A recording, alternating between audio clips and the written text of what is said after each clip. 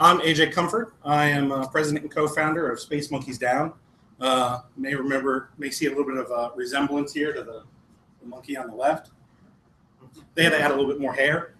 So, but the artist was kind enough to do that for me. Also darkened it a little bit. So, I promised myself the first 15 seconds I'd be nervous. I've never pitched before. After that, I'd have a good time. So, I think I've about hit that. I'm going to start off trying to make this a little interactive. How many of you play games? Raise your hand if you play games. Okay. So,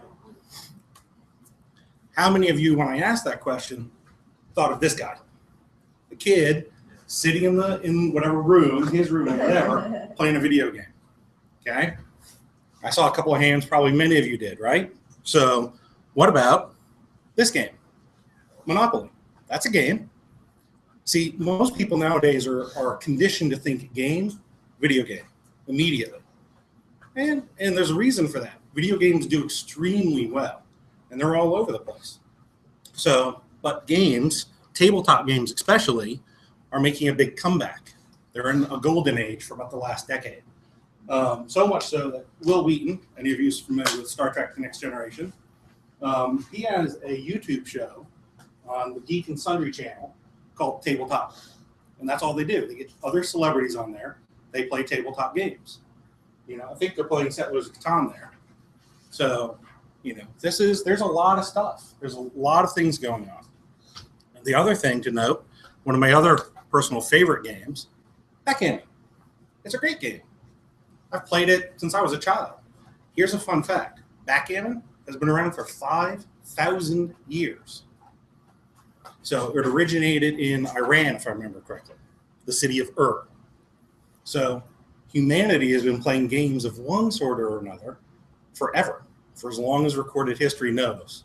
So let me ask the question again. How many of you play games? Exactly. Almost everyone is a gamer of some sort or another. So then the next question is, shall we play a game? How big is the market? Well, before I really get into this, you got to understand, there is no gaming industry market. So what I've done is I've broken it into two different groups, the tabletop industry and then the video game industry, because this is actually a real thing, a real segment, video game industry. The tabletop industry, it's a loose conglomeration of anything that's physical. So that's your Monopoly, that's your backgammon, poker, card games, all that, okay? So I've kind of lumped that all in together, one, because I could find stats about it, so that helps. And then I also included in here the film industry. I love watching movies. Most people do. So it'll give you a point of comparison to, you know, really understand how big the market is. So in 2013, the MPAA reported the film industry made $10.9 billion, that's with a B, in revenue. Some good stuff. 2013, one of the Iron Mans, I'm pretty sure, came out that month, or came out that year. So there's a lot of money being made in the film industry. So the tabletop industry, closest stats I could find is in 2011. Market analysts said it made somewhere in the order of 800 million to 1.1 billion. That's not bad, especially for a market that's making, I believe, 10% year over year growth for the last decade. Now for the big one, the video game industry. So let me ask this real quick. Do you think the video game industry will be higher or lower than the film industry? Higher. Yes. Video games are big business. ESA reported in 2013 $15.4 billion. That's half again as much as the film industry. And yet most people still think video games, the kid sitting in playing his computer game. ESA reports in 2014, the average age of a gamer was 34. That's people who started playing video games when I was a teenager, because I'm one of those. I'm a little more than 34, but I count myself in that group.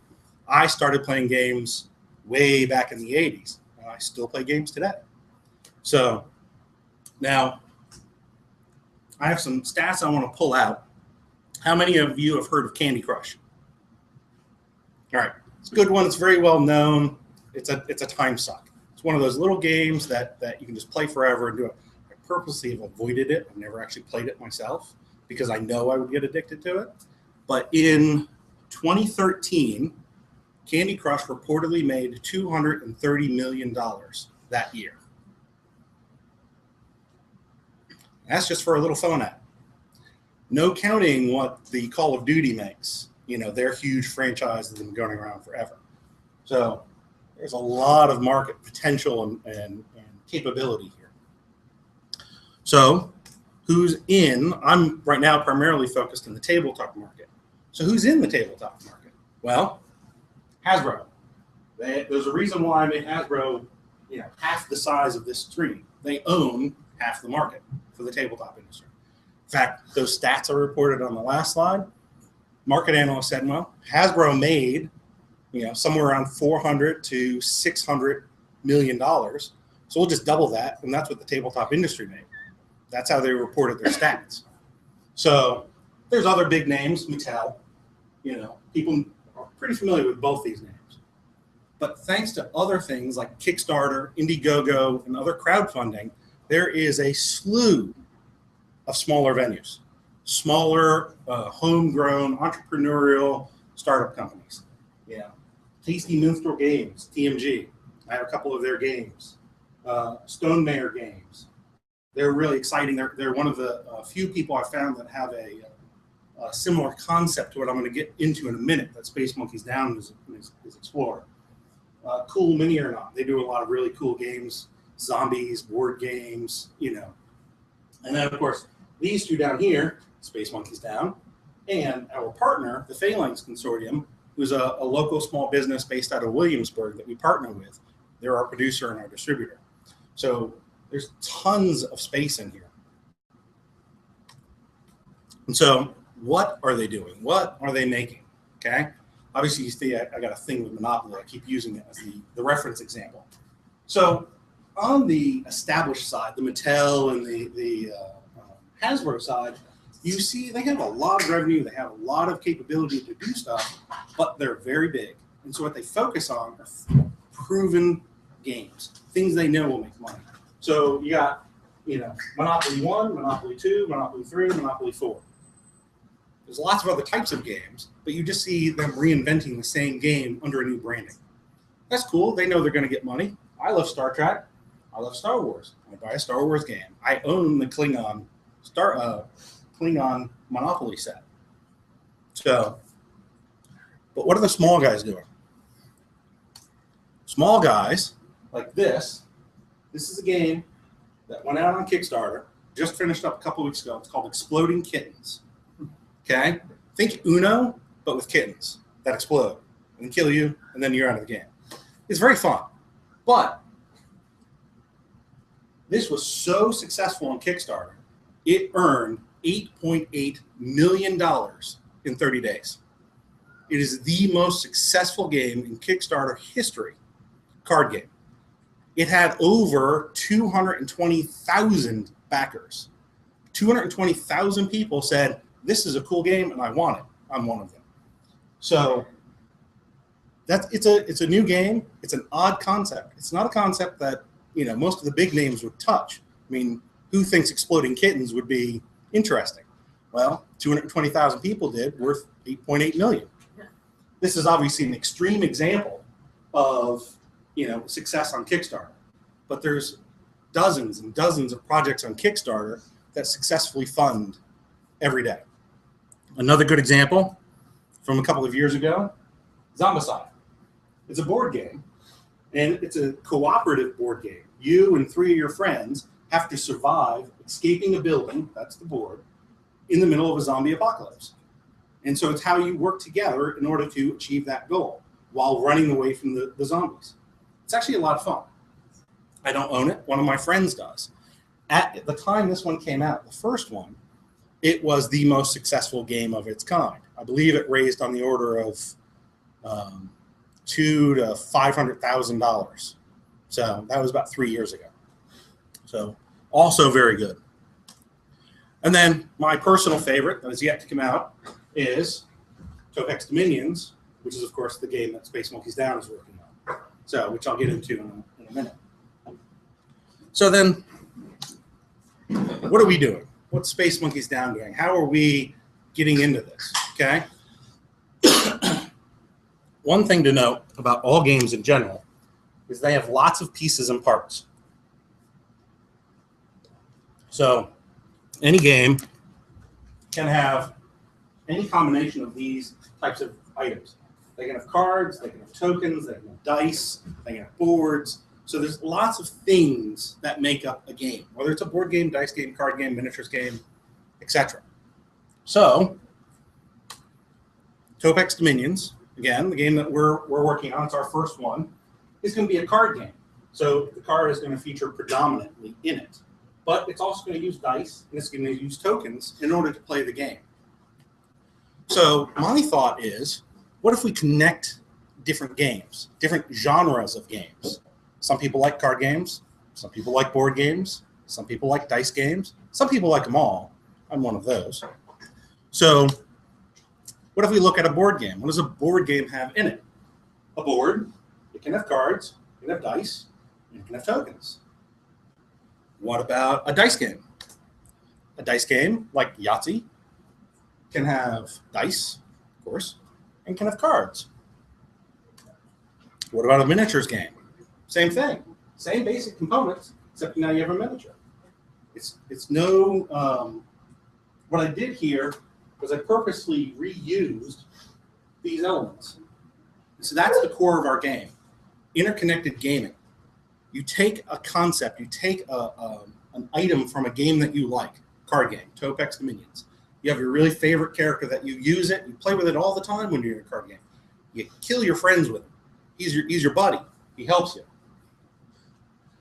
So what if you could take that card in a separate game, a board game, let's just call it Topex Battlefields, and you could use that card as your primary character in a game designed to use that way.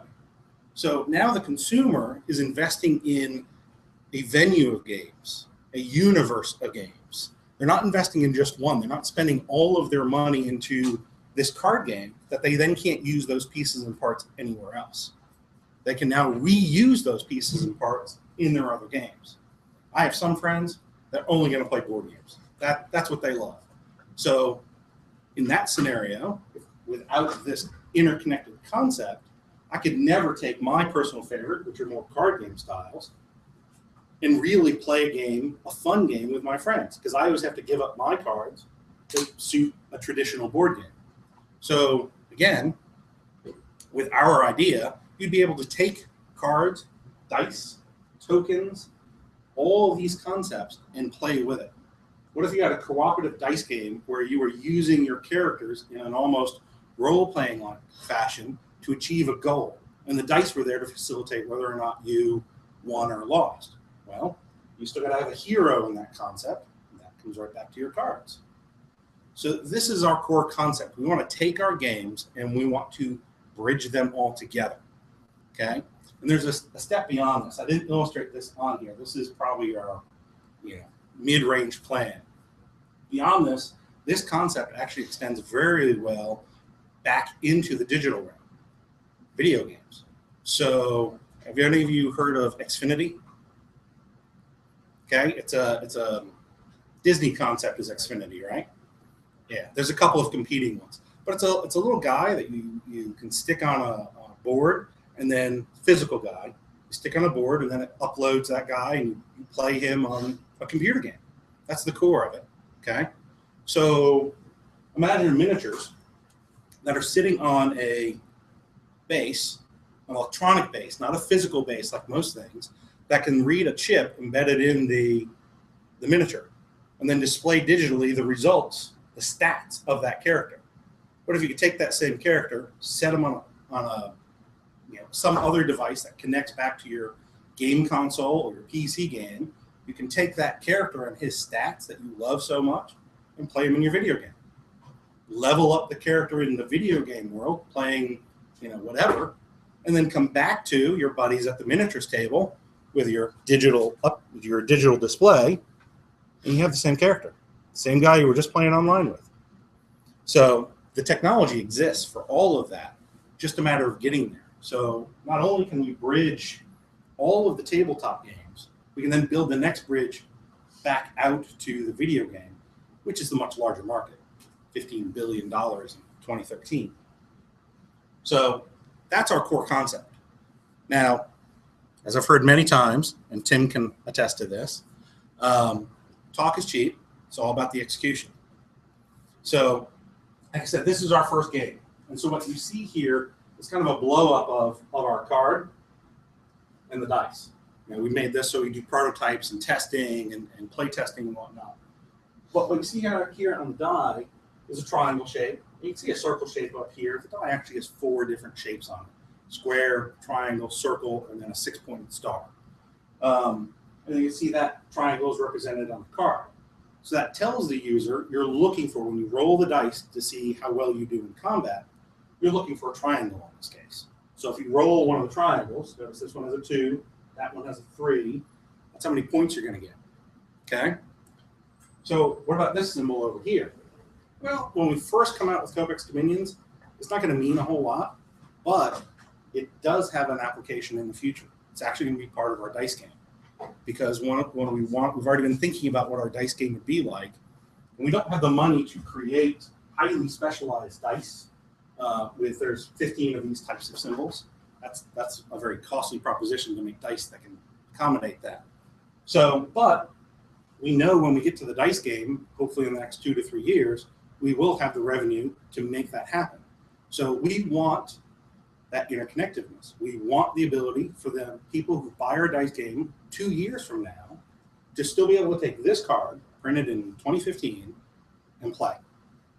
And they'll be able to then have the choice whether to use the existing dice and the existing symbols or the newer symbols. And they can even play with both. So if they bought the updated dice, but their friends haven't, no big deal. It still works the exact same way. So that's our core concept. That's the execution of it. You know, with the board game, we'll have other ideas coming out. How do you make the card useful in the board game without detracting from the other elements, which is probably the biggest, hardest part of doing this, is you don't want to homogenize the items so much they lose all value in their, in a single vein of the concept. All right, so what have we done so far? We've done a lot of work on the game mechanics. We actually showcased the game mechanics about a year ago at 757 Makerspace. And it was actually great. It's the first time we'd taken out of the garage and out into public and let everybody see it. It went wonderfully. The people there challenged us, and they even asked a whole bunch of questions my friend and I weren't even prepared for, and it went well. So we've been working on the mechanics over the last year. We have a solid game. We've also been working on the design of a card. So here's an example card, all out. There's only 2 things missing. Of course, the picture that would go right here. We have a separate artist working on that. And then over here is another symbol which will denote how rare that card is, whether it's common, uncommon, etc. And our artist, we had some finer details we wanted him to work on while we did this. All right, so where are we going from here? We have mechanics. We have most everything we need. The big thing that we're missing, of course, is capital. So our plan is, we already have plans with the Phalanx Consortium. They're our producer and our distributor. We're going to Gen Con. Any of you familiar with Gen Con? Okay, Jen is. Good. Any of you familiar with Comic Con? Okay. Gen Con is Comic Con, but for role-playing games. It's just as big. It's set up in Indianapolis, very close to the birthplace of Gary Gygax, who invented Dungeons and Dragons back in the 70s. That's, it's a big deal. There's going to be, last year there was 186,000 visitors. So 55,000 unique people per day over 4 days. So we're going to Gen Con. And at the same time we go to Gen Con, we're starting our Kickstarter campaign. And so while we're there, we're going to get people excited about the game and then have it so they can go right to Kickstarter if they like it that much and support us. And we're going to run a campaign up to that, marketing and social media, letting everybody know we're being there, what booth we'll be at. Come visit us, come talk to us. this is also good because it also will get exposure for our producer and distributor, the Phalanx Consortium. So because they have their own interest, and vice versa, their interest will feed over to us. So it's going to be a great thing. So the biggest thing we need right now, feedback. We've had a lot of people play test the game, but mainly gamers and mainly people who know us, which they're our friends. They're gonna be honest with us to a point, or they're gamers, so they're gonna read over the rules very quickly and they're just gonna understand it, or we're gonna explain it to them mid-game.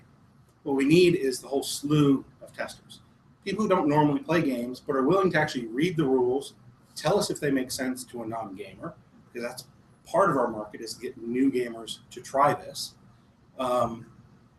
And get other gamers who generally don't play this game, play card games, to try it. Tell us what they think. Tell us how they feel. Feedback.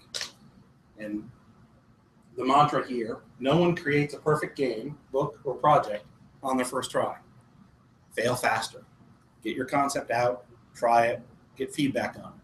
Most projects start, if you use a grading scale, as like an F. And then through feedback, you can maybe work it up to a D. And then over time, you can hopefully get it up into that A or B range, which is the good spot where you can actually start taking it to market. That's where we're trying to get to now. So that, I will leave you with contact information. Reach out and like us. Facebook, Twitter, if you have QR readers, QR codes. That's what I got. Any questions? So are you still on the F phase? I would say we're probably in a solid D plus, maybe C minus. Okay. Because we have the mechanics, they're built, they're tested. We just haven't tested them on a wide enough audience to make sure they're as solid as we think they are. How many test games do you have how many test games do you have for people to try out? Right now we have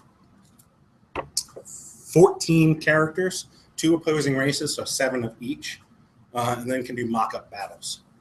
So, how do you get to market? Obviously there's been a growth of things like Killer Bunnies and Crimes Against Humanity that the younger generation got onto. How do you really plan to market that group and that dynamic? That's a good question, and that's one of the things that I'm really kind of not knowledgeable on. I mean, I have some ideas, social media, Facebook, things like that. So I'm going to give Hatch a little plug here. I just joined their program, 1004, because I'm normally a software developer and now a game designer. I've never run a business before. So that's really the area that I need more help in, the marketing, the accounting, the business side of the house. Is there a Reddit LARPing page? Is there what? A big Reddit LARPing page? Probably. I haven't looked at into LARPing, but I know there's... You said role playing. So yeah. Are those 2 separate things? Yes. This is very much...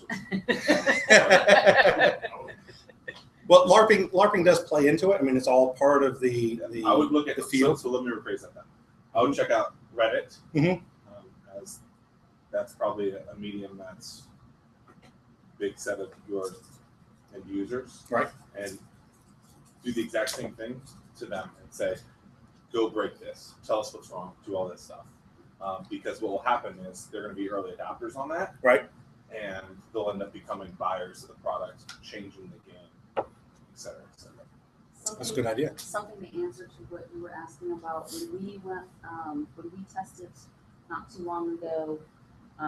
Williamsburg Muster, a convention up in Williamsburg. We had a much younger group of kids trying it out, and one of the things that they brought up to us was the fact that the price point of the game, because like the miniature games and some of the other games, you're spending hundreds and possibly thousands of dollars on figures and all of that stuff if you're heavy into it. But because it doesn't have all that, it plays a lot like some of the miniature games, but price, because it's cards and pieces, it will be much lower and things like that. And the kids will we really like to see that because they don't have the same kind of income as the adults that play the games. So yeah, it's definitely something. Yeah, that's the Killer Bunnies model. It's a great one. So they went in, you could have fun Right. for $20 or $30. Right. Yeah. And then you played it so much and you went home and you played it with mom and dad, and then they bought you another set for Christmas. Right. And so that gave you recurring revenue. Right. That's kind of where. Yeah. Any other questions? All right. Well, thank All you right. so much, AJ. Thank you.